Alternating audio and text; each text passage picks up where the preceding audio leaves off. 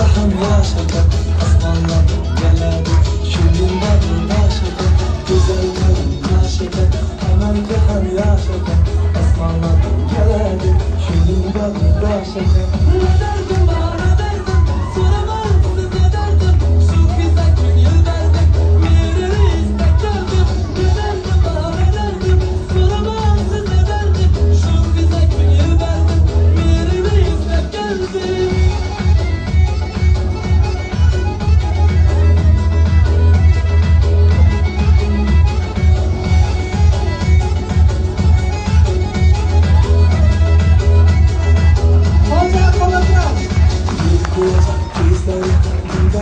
Sözler, masalı pasaklar, gülüp duran yüzler, gülüp duran gözler, bundan farklı sözler, masalı pasaklar, gülüp duran yüzler.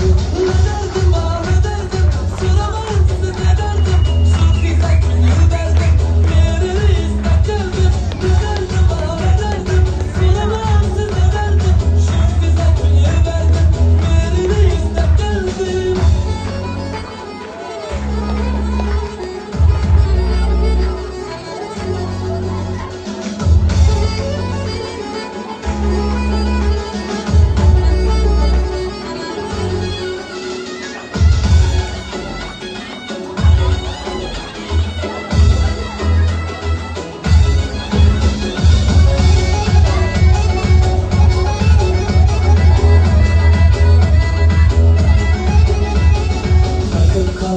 Bilmez, yanına göze girmez.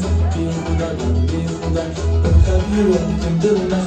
Akıl kalmanın bilmez, yanına göze girmez. Bir hudar, öter yüreğim